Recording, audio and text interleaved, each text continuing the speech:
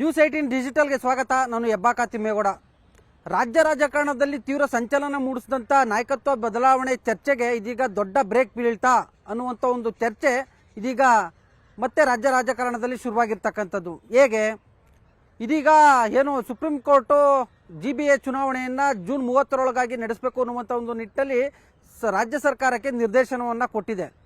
ಮತ್ತೊಂದು ಕಡೆಯಾಗಿ ಹೈಕಮಾಂಡ್ ಕೂಡ ಸಚಿವ ಸಂಪುಟ ಪುನರಚನೆಗೆ ಸಂಬಂಧಪಟ್ಟಂತೆ CM ಸಿದ್ದರಾಮಯ್ಯನವರಿಗೆ ಷರತ್ತುಬದ್ಧ ಕಂಡೀಷನನ್ನು ಹಾಕಿ ಎಲ್ಲ ಒಂದು ಕಡೆಗೆ ಅನುಮತಿ ಕೊಟ್ಟಿದ್ಯಾ ಅನ್ನುವಂಥ ಒಂದು ಚರ್ಚೆಯೂ ಕೂಡ ಇದೀಗ ಕಾಂಗ್ರೆಸ್ ಪಾಳ್ಯದಲ್ಲಿ ಕೇಳಿಬರ್ತಾ ಇರ್ತಕ್ಕಂಥದ್ದು.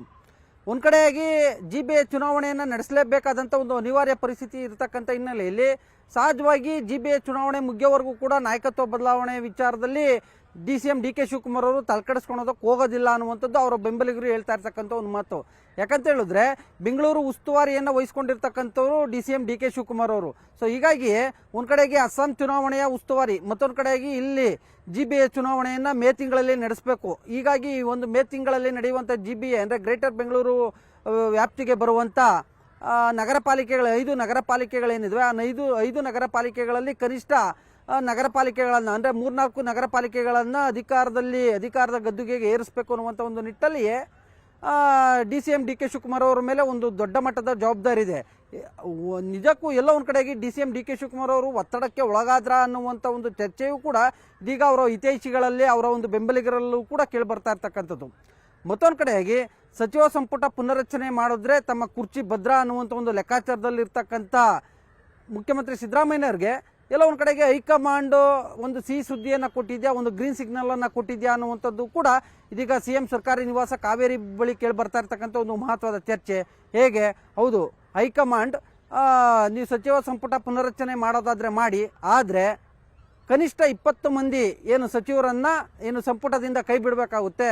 ಹೊಸಬರಿಗೆ, ಯುವಕರಿಗೆ ಹೆಚ್ಚಿನ ಒಂದು ಆದ್ಯತೆಯನ್ನು ಕೊಟ್ಟು ಹೊಸ ಪೀಳಿಗೆಯನ್ನು, ಯುವ ಪೀಳಿಗೆಯನ್ನು ಬೆಳೆಸಬೇಕು ಅನ್ನುವಂಥ ನಿಟ್ಟಲ್ಲಿ ಏನು ಡೈರೆಕ್ಷನನ್ನು ಕೊಟ್ಟಿದೆ ಅಂತ. ಆದರೆ ಮುಖ್ಯಮಂತ್ರಿ ಸಿದ್ದರಾಮಯ್ಯನವರು 20 ಮಂದಿ ಸಚಿವರನ್ನು ಏಕಾಏಕಿಯಾಗಿ ಸಂಪುಟದಿಂದ ಕೈ ಬಿಡೋದಕ್ಕೆ ಆಗೋದಿಲ್ಲ, ಕನಿಷ್ಠ 11 ಮಂದಿಯನ್ನು ಕೈ ಬಿಟ್ಟು ಸಚಿವ ಸಂಪುಟ ಪುನರಚನೆಯನ್ನು ಮಾಡ್ತೀನಿ ಅನ್ನುವಂಥ ಒಂದು ಮಾತನ್ನು ಹೈಕಮಾಂಡ್ ನಾಯಕರಿಗೆ KC ವೇಣುಗೋಪಾಲ್ ಮತ್ತು ರಣದೀಪ್ ಸಿಂಗ್ ಸುರ್ಜೇವಾಲಾ ಅವರಿಗೆ ಹೇಳಿದ್ದಾರೆ ಅಂತ ಹೇಳಲಾಗ್ತಾ ಇರ್ತಕ್ಕಂಥದ್ದು.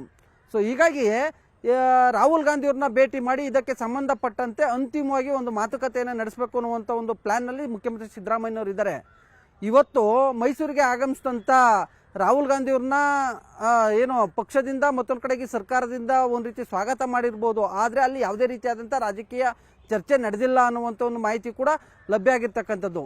ಇದೇ 17ನೇ ತಾರೀಕು ಅಥವಾ 18ನೇ ತಾರೀಕು ಮುಖ್ಯಮಂತ್ರಿ ಸಿದ್ದರಾಮಯ್ಯನವರು ನವದೆಹಲಿಗೆ ತೆರಳಿ ಅಲ್ಲಿ ರಾಹುಲ್ ಗಾಂಧಿಯವ್ರ ಜೊತೆ 1-to-1 ಮಾತುಕತೆಯನ್ನು ನಡೆಸಿ ಅಲ್ಲಿ ಒಂದು ಮೂಲಗಳ ಪ್ರಕಾರ ಸಚಿವ ಸಂಪುಟ ಪುನರಚನೆಗೆ ಸಂಬಂಧಪಟ್ಟಂತೆ ಹೊಸ ಶಾಸಕರು ಅಂದರೆ ಸಚಿವಾಕಾಂಕ್ಷಿಗಳ ಪಟ್ಟಿಯನ್ನು ಮತ್ತೊಂದು ಕಡೆಯಾಗಿ ಯಾರ್ಯಾರು ಸಚಿವರನ್ನು ಕೈ ಬಿಡಬೇಕಾಗುತ್ತೆ ಅಂಥವರ ಪಟ್ಟಿಯನ್ನು ತೆಗೆದುಕೊಂಡು ಹೋಗಿ ಅಲ್ಲಿ ರಾಹುಲ್ ಗಾಂಧಿಯವರಿಂದ ಅಂಕಿತ ಹಾಕಿಸುವಂಥ ಒಂದು ಸಾಧ್ಯತೆಗಳಿದ್ದಾವೆ ಅಂತ ಹೇಳಲಾಗ್ತಾ ಇರುವಂಥದ್ದು.